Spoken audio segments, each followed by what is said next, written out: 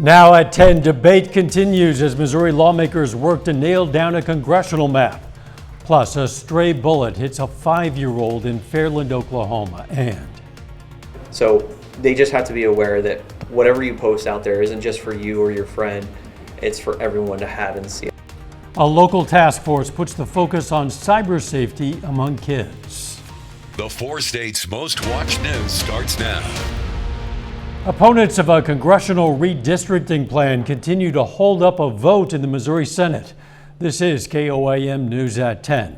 A 3-day debate continued today, with some conservative Republicans fighting against a proposal that's projected to send 6 Republicans and 2 Democrats to the U.S. House. Republican legislative leaders are backing the status quo map, but conservatives want to be more aggressive. They want to reshape the districts to give Republicans a better shot at winning 7 of the seats. A proposed 7-1 map was defeated Monday night. An ensuing filibuster carried through Tuesday into early this morning. The deadline is fast approaching for Missouri schools to get their share of nearly $2 billion in pandemic relief funding. Right now, the money is being held up by the Missouri legislature. Madison Horner explains the way this money would benefit public schools and what's causing the holdup. Missouri is the only known state not yet distributing these funds. Democratic State Representative Betsy Fogel says there are some school districts that are concerned about how they are going to keep their doors open if these dollars aren't pushed out soon. The funding is part of the American Rescue Plan passed in March. U.S. lawmakers approved the $1.95 billion for Missouri schools. Fogel says right now the education dollars are wrapped up in the same bill as an increase in the base pay rate of state workers to $15 an hour, which has created an unwillingness from the budget chair to move this bill forward. So what you'll see probably from some people today is a fight to stall the bill just temporarily to try to fix that back up to $15 an hour. But we need to get those dollars out to school districts who are waiting for them sooner rather than later. Missouri Republican State Senator Eric Burleson says the federal government should have never put us in this much debt, but says if the money is going to be spent, schools should get access to it and encourages communities to get involved with their school districts. Pay attention to where your school districts are spending these dollars and make certain that they're not wasting these dollars, that these dollars are being used wisely. Branson Superintendent Dr. Brad Swafford says the funds are an opportunity for school districts and students to get ahead. Trying to put them in a position to where to make sure that they're at grade level and up to speed and progressing the way they need to be. Missouri has until March 24th to approve the funding. If the state does not approve it, it will be given out to other states for use instead. The bill containing the federal funds passed the House today, but it includes a pared-down minimum wage for state employees. Governor Parson had asked for a $15 minimum, but the bill contains an increase to $12 an hour. Doug Heddy, the unseasonably nice weather continues. Yeah, it turned out to be another great day for us today. Temperatures back up into lower 60s for highs, which is nice. Started at 32, 48. That is our normal high for this time of the year. We do have some clouds which are starting to increase. We have a weak wave. It's going to rotate in as we go through the overnight hours tonight. You can see some showers, even a few snow showers out across Nebraska, north central and western parts of Kansas. Most of this is going to fall apart as it works in, but we may get a random sprinkle. We may get a random flurry late tonight into tomorrow morning. Temperatures right now, most of us 40 to about 45. We'll drop back near freezing later on tonight. Again, a random sprinkle. So we're going to have some clouds in the morning and then a decent warm up back to 55 as we head into the afternoon hours for us tomorrow. We do have some thunderstorms on the forecast. We're going to look at that here in just a bit. See you then. A 5-year-old Fairland, Oklahoma boy is in the hospital tonight with a gunshot wound. The Ottawa County Sheriff's Office says this morning a 16-year-old was shooting at dogs that had been bothering his family's livestock. The shot missed and went into a house. Investigators say that bullet hit the 5-year-old who was in bed at the time. The Sheriff's Office says it was an accident and the teenager and his family are cooperating in the investigation. The Sheriff's Office says it will not release any names. At last report, the 5-year-old victim was in stable condition. The Southwest Missouri Cyber Crimes Task Force is warning parents about what it calls sextortion among youths. Authorities say 1 in 6 youths ages 9 to 17 have shared a nude image with someone. And in 41% of those cases, the image was sent to someone believed to be an adult. So they just have to be aware that whatever you post out there isn't just for you or your friend. It's for everyone to have and see at that point. And we just try to stress that before you post, you think about what it is you're posting and sharing and what kind of repercussions might come back from that. Officials said the best thing you can do is talk to your kids about these issues and be their trusted adult. There's a new partnership between law enforcement agencies in northeastern Oklahoma. The Quapaw Nation and 6 state and local agencies, including Miami Police and the Ottawa County Sheriff's Office, signed a cross-deputization agreement. The agreement allows local law enforcement to assist tribal marshals within reservation boundaries. You're looking at could be upward of 100 plus officers that gets commissioned because, of course, with Highway Patrol, you have a lot of troopers in the area, not only in the county but on the turnpike, and then you've got all these other officers with the city of Miami, whichever one of them could come in contact or work on Quapaw Nation land, so they would all have to be commissioned. The signing ceremony was at the tribe's Cahota Center. We could see another fuel price hike if tensions between the Ukraine and Russia continue to escalate. J.P. Morgan projects that oil prices could soar to $120 a barrel if the conflict derails Russia's crude exports. Such a spike would drive up prices at the pump, which hit a 7-year high today. The forecast underscores how a potential invasion of Ukraine would have wide-ranging ripple effects. Russia is the world's #2 producer of both oil and natural gas, second only to the United States for each category. Hyundai is recalling about 350,000 Santa Fe and Tucson SUVs, and Kia is recalling about 125,000 K900 sedans and Sportage SUVs. The problem is with the anti-lock brake computer control module. It can short circuit and cause a fire. Dealers need to inspect the vehicles to see if they need any new parts at no cost to the owners. Still ahead, 2 Columbus High School seniors are using their love for the planet and financial help from K-State to get their community involved in composting. And area welders test their steel at the Skills USA competition in Joplin. 2 Columbus High School seniors are using their passion for the environment to make a change in both their school and the community. Emily Welch and Casey Soper are working together to bring more composting sites to Columbus schools and the town. They both became interested in composting at the start of the pandemic. Now, with a grant through the K-State Extension Office, they've been able to bring this project to life. I think it's really important that people our age get involved with composting and recycling and projects like that, because the earth is a really invaluable resource. We need it to live, and I think it's important to teach young people who are going to be living here for quite a while. They currently have 2 of these composting bins out in the community, 2 more at schools. Area high school and college students put their welding skills to the test. Crowder College today hosted the Southwest District Skills USA welding competition.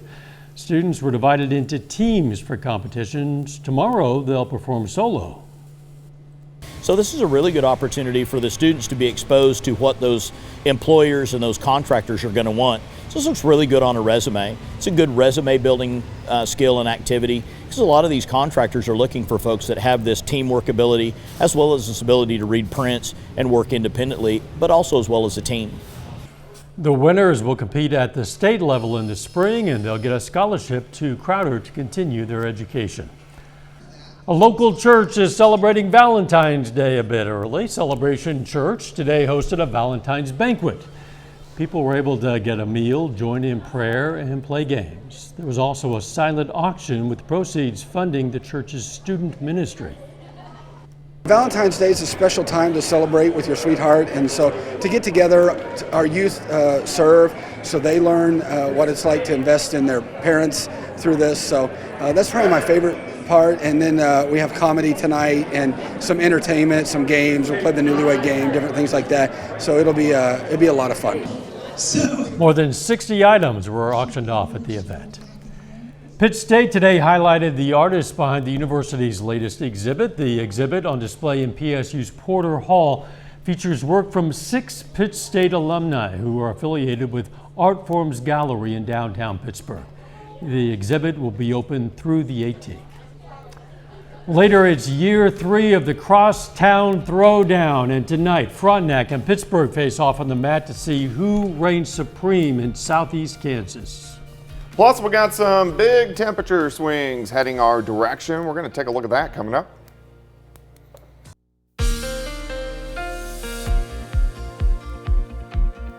Well, it turned out to be a great Wednesday for us today, right back up into lower 60s, very similar to what we saw on Tuesday. And temperatures really the rest of the week look pretty good until the weekend. We get a sharp cold front that rolls in on Friday. The good news here is it's short-lived. We start to warm things back up early next week. Thunderstorm chances start to increase by Wednesday. Some of those could be strong, maybe low-grade severe, and maybe a little bit of snow on the backside. Of course, you can get my long-range forecast on my month-long blog. That is KOAMnewsnow.com. Indigo sky looks good. We do have partly cloudy skies, but we're dry. Nice shot, of course, a live shot just outside of Seneca, Missouri. But look at these temps. These are really good temperatures for the first third of February. 60s yesterday, and then again today we went up to 61 officially across the region. Temperatures right now kind of 40 to about 45 on average. We have some 30s, 38 in Neodesha, 39 Chanute. Pittsburgh is sitting at 39. 44 in Neosho. Lamar's checking in at about 41 degrees. Looks okay. 7th in range line at the airport, 44. North winds are light. Humidity is at 45%. We have plenty of sunshine today, but we are getting some clouds, which are increasing across the region. This is going to continue as we go through the rest of the overnight hours tonight. There's a weak little wave. You can see a few showers, even a few snow showers in Nebraska, north central, and western parts of Kansas. Most of this is going to fall apart as it works in, but we are going to get the clouds. We could get a random sprinkle, maybe a random flurry by the time we head into the morning hours, but we keep getting these weak waves. They drop out of Canada, they drop in due to the jet stream right out of Canada. So here's our next wave. This is the one that's going to cool us down by the time we head into the weekend. Let's go through time. Let's break this down. Clouds tonight, random sprinkle, random flurry early. Clouds out, afternoon looks pretty good. We go into the mid-50s, a little bit cooler than what we saw over the past couple days, but still pretty good. 33 to start, 50 by noon, high temp, right around 55. Our winds are going to switch out of the southwest during the afternoon at 5 to 10. Tomorrow night, clouds increase again across the region. On Friday, cold front slides in about midday. I still think we'll go near 60. The cold air is kind of lagging behind it. Clouds will develop late Friday, and we could get a few random showers in here by Friday evening into Friday night. Then it turns quite a bit colder as we head into the weekend. So we'll drop into the 20s Saturday morning, and we just don't really recover. We only go into the mid-30s for highs on Saturday. It doesn't last long. Super Bowl Sunday near 50. Valentine's Day near 60. Into the 60s on Tuesday. Then our next stronger storm system. Thunderstorms roll in on Wednesday, and again, some of those could be a little bit on the stronger side. All right, 55 tomorrow, 60 on Friday, then down to 36, back to 50 on Sunday, back to 60 on Monday, 65 Tuesday, 60 with thunderstorms on Wednesday. Yeah, Saturday kind of stands out as the oddball in that forecast. Yeah, it's okay though. Overall, pretty nice. Yeah. Coming up in sports, 5 Joplin student athletes signed to continue their careers at the college level, and Frontenac and Pittsburgh meet for the 3rd time in the Crosstown Throwdown. Jacob Leonard has that and more next.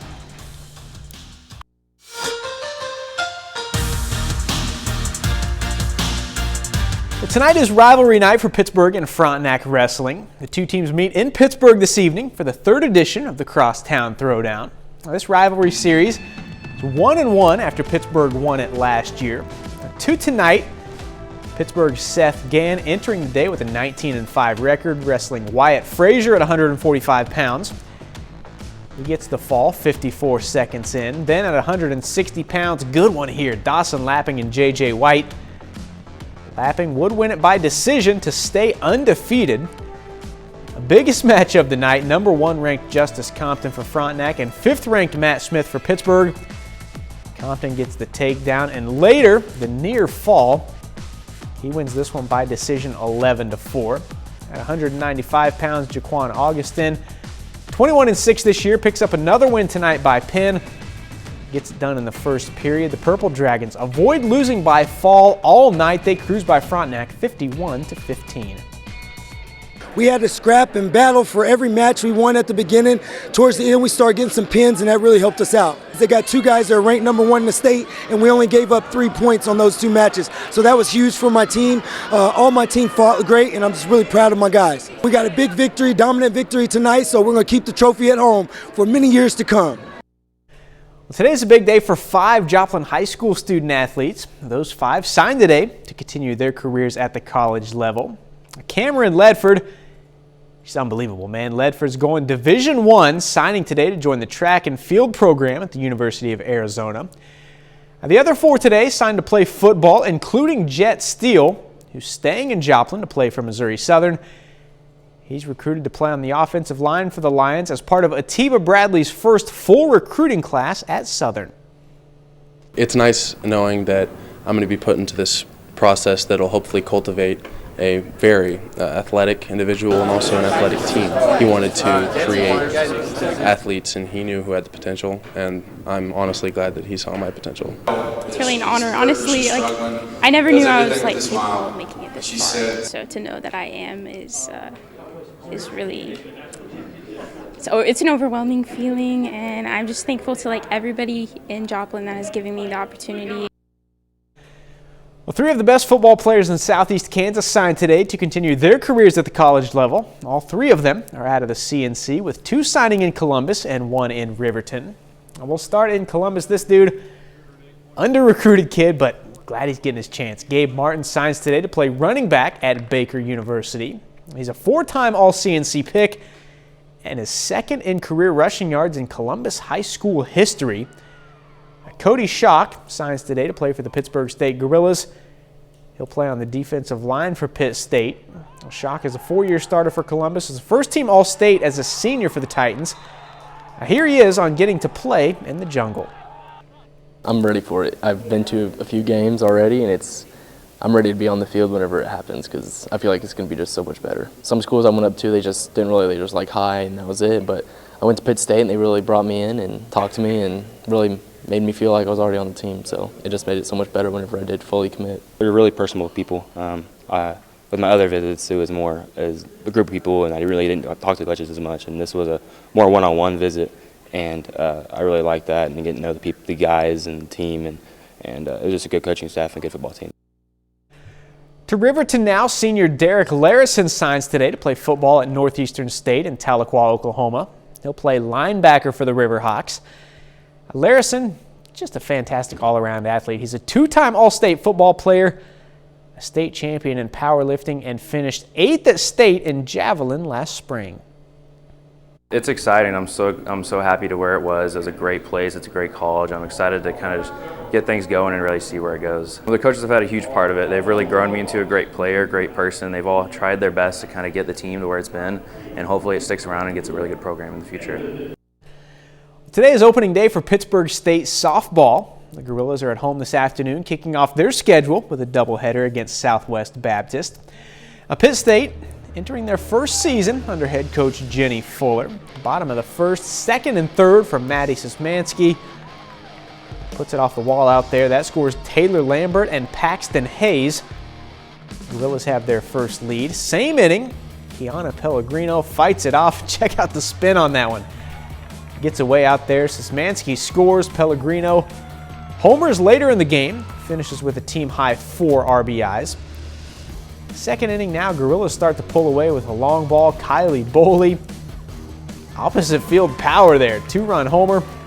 Gorillas up 5-1 at that point. Then later in the 2nd inning, Keela Griffith got a runner on. Puts it way up and out to left center. Finds the trees. She goes 2 for 3 and drives in 3. Gorillas roll in Game 1 today, 11-2. In Game 2 of the doubleheader, Pittsburgh State trying for the sweep. They would go on to win that one as well, 10-3. Gabby Schultz goes 2 for 2 with a double and 4 RBIs.